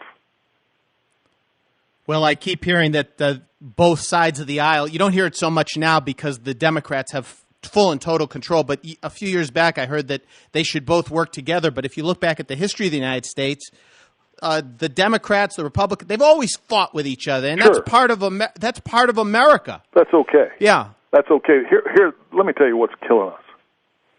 The endemic corruption in our political system is so deeply entrenched now that I don't think anybody will be able to overturn it. The amount of money they make up there is so corrupting. Power is corrupting. See, power. That's why the wisdom of our founders, they knew what was corrupting, and it's power that corrupts. And the power has so corrupted those people that we have up there that they sell out. They sell out left and right. And that's what's killing our nation. They're so intent on increasing their base and maintaining their power. There is no such thing as integrity. You know, it's like when one of those politicians wants to tell me about their integrity, I want to puke. Because, again, you know they can't have any integrity because it costs too much to get there. They got to make deals to get there. You have to make deals. Nobody gives big money without a deal. In order to get big money, you have to make a deal with the donor. Nobody gives free money away without ties. It just does not happen. You're going to say, okay, if I'm going to give you this, this, and this is what I want. I've been there. I was in the political thing all those years because I had to be very effective in the governor's races in Louisiana, or else I would have had my monopoly down there. So the bottom line is, I understand the beast. And, of course, the greatest thing about our politicians is they are so good at what their politics is all based upon is distraction. What they do, they create some issue that distracts you away from what they're actually doing, just like that deal over the bonuses on the AIG thing. You know, what they did is they completely extorted that money back out of those individuals that got those bonuses based on legal contracts, even after Obama's administration, who knew it, had Senator Dodd write in the legislation to protect the bonuses, but then it became a hot potato. So what did they do? They started attacking these guys. Now, what right do you have to throw away the rule of law that gives a guy a legitimately, was the bonus correct? Maybe it was stupid. Maybe the guy didn't earn it, but it was by contract. Well, what you don't understand there was about $165 million of that bailout that went to those bonuses. But they never heard on the table the $35 billion that propped up Merrill Lynch and one of the other big group, Goldman Sachs, or one of the other big groups, that was paid to the foreign banks in that same deal. So they completely skated by the $35 billion and made the focus $165 million. But Bill, this gets back to the bailouts themselves. The problem, you're right, the problem wasn't the bonuses. The problem was the bailout. If AIG had been forced into bankruptcy, which is where they should be today, then it would be up to a bankruptcy judge to decide who gets bonuses. That's right. No, I totally agree. That's, again, our deal was set up the right way. But politicians always like to fudge the deal, and it's always based upon what's best for them, under the guise of what's best for our country. But really, it's what's best for them. They are so out of touch, they don't even know what day it is. I mean, look at Nancy Pelosi right now. Ugh. Give me a break. How could anybody buy her crap? I mean, basically speaking, I don't think the Republicans have a majority on or monopoly on righteousness or that all Democrats are corrupt. I think there's good people in both parties. I think there's godly people in both parties. I think their politics are different because the Republicans, they were just as corrupt under Bush. They were so corrupt, they didn't live up to their party or the party platform or anything else. It's the corruption that is so endemic there that I don't know that anybody could ever change it. And that's what scares me. It's the corruption that generally brings down every society. It brought down Rome. You can look at every society. It's the corruption, and it's a corruption at the top. And greed. Well, certainly it goes with corruption. That goes with corruption. Because it's just gotten out of control, Bill, and I'm with you. I just don't see how we're going to get out of this mess because it's destroyed from the ground up. The roots are rotten, too. Well, yeah, when a president can fire a sitting CEO of a company, that's insane. Should the General Motors have fired him? Probably. But you got to go back to the bad deals they made when they had the big market share, the stupid deals they made with the unions where you can't stop manufacturing a certain model without union permission. You can't close a plant without paying off the union and paying the guys that are not working, and all these stupid things that were made when they had such market share that they thought they could make bad deals and it'd be okay.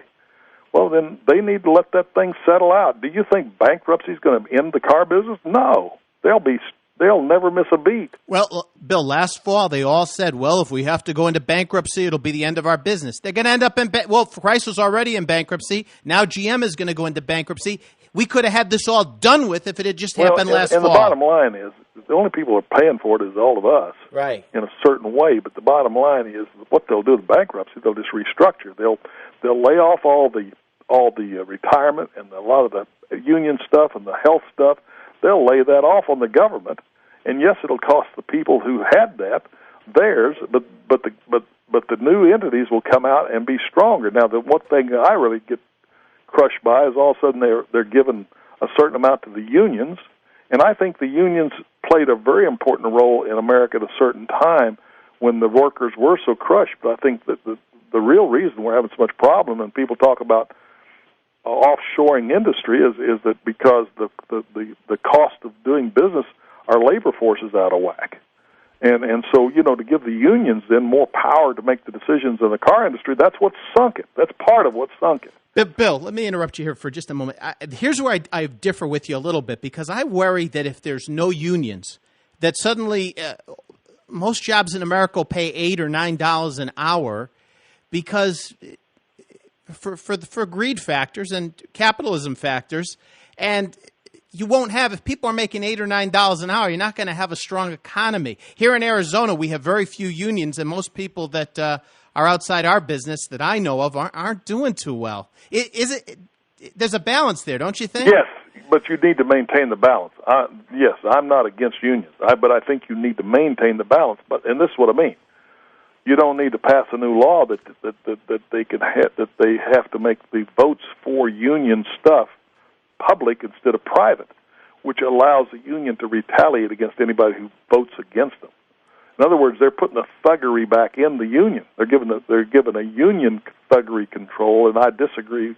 I disagree with that. I think that's a dangerous thing. And then you look at this Acorn thing. I mean, this Acorn scandal, isn't it amazing? No politician and no lawyer or anything is looking into Acorn, and it's such a horrendous scandal. This is like the brown shirts of Hitler. They got that place they funnel all the money in, and there's no accountability on the money. And then they put them in charge of conducting the census that can change the way that we change so many things about our nation. These guys are thugs. And why isn't somebody taking this case? Why aren't they being investigated? I mean, I'll tell you that Glenn Beck's doing a heck of a job in exposing them. But it's so rotten. And the very people within it that are high-up officers in it, they're saying we need to have accountability. We need to have openness. There was one building in New Orleans. Golly, can you imagine New Orleans being corrupt? One building down there, all funding went through, and no accountability, no records, no books. It's ridiculous what's happening with it. They're registering dead people in Mickey Mouse. But this is what I'm saying is it's so widespread, and sometimes people don't want to touch it because they've been told, mess with this and we'll get you. That's what these guys are using. They're using fear tactics. They'll show up at your business if you start hammering on Acorn. They'll be there and this is all part of that same type stuff. You have to have open transparency, and you can't let these people operate behind closed doors. Bill, I have to ask you, are you really 70? Yeah. It's amazing. I call my dad, and I'm lucky if I get 2 or 3 minutes on the phone with him, and you just did 2 hours nonstop. Oh, my gosh. And as I talk with you, do you have special vitamins or something? Oh, yes, I do. I'm a phenomenal believer in nutrition. I take quality nutrition, have for years. I'm somewhat of an expert on it. I guide people sometimes that are serious about their optimal health. Unfortunately, most people don't really want to study. They want to listen to all the crap that's on TV, so even their vitamins they take are lousy. But no, I'm a big believer in nutrition. I don't know, I sometimes wonder, since I also believe in an almighty God. I think I make a joke sometimes that when I get up there, I'm going to ask him if all that nutrition helped me or did it or not, even though I know that won't even be close to anything I would want to ask him at that point. But yeah, I'm a big believer in good nutrition, and I think the good nutrition has stood me in stead. I haven't been seriously sick since 1996 when I really started on a phenomenal program in the top, when I found the top nutrition line that I thought in America. But I'm a huge believer. I take a lot of good supplements. Okay, let's save that for next time, Bill, because okay. I find that very interesting, and we're going to let you go. I want to thank you so much, Bill. Yeah, let me leave one teaser. Yep, go ahead. I weighed 305 February the 22nd. This one company that I've taken their core products since 1996, which I think are the most dramatic core products out there. Matter of fact, those are the ones that saved George the Animal Steele's life. He'll tell you that. But the bottom line is, I started on a brand new technology they have. They have a new weight loss and control technology that is absolutely all natural, has nothing harmful in it, it's not thermogenic, it doesn't raise your core temperature or your metabolism. It's just a phenomenal protease technology that's patented process. I started on February the 27th. It gives me appetite control. When I work out, I get an 80% fat burn versus 20% lean mass burn. I'm down to 284 pounds. I'm 21 pounds. I'm wearing jeans. I wore jeans to the induction ceremony that I hadn't been able to wear years. My belts are in the tightest notch and loose. I feel good. The greatest thing is I have complete control of my appetite. And so, yeah, that's another thing we'll keep for later. But that's one of the things that I really see when I can find something that can help people without having any harmful side effects, that are natural, good natural products with real science and real research behind them. That's what excites me. Thank you, Bill. Thank you. It's been a pleasure. We'll talk soon. You're going through the pain, not me. You're the one listening and asking the questions. I think anybody who would listen to me this long, man, I don't know what to say, but I'm humbled that anybody would care enough. Bill, they do care, and I will tell you this, I never listen to any interview I do because I cringe every time I talk. You don't like to hear yourself, but I listened to the complete first interview. I thought you were great. You were great, and I'm going to listen to this one as well. Bill, it's amazing. You're a wonderful guy, and I really want to thank you again. Well, thank you, and send me the link again, and I'll send it out to the folks that I broadcast to, too, because I've had some good... I was amazed how many people responded back when I sent the link that you sent me last time, and they all listened. They said, man, I love it. Go Cowboy. So we're okay. Thanks, pal, and let me know when we'll do the next one. Talk soon, Bill. Bye.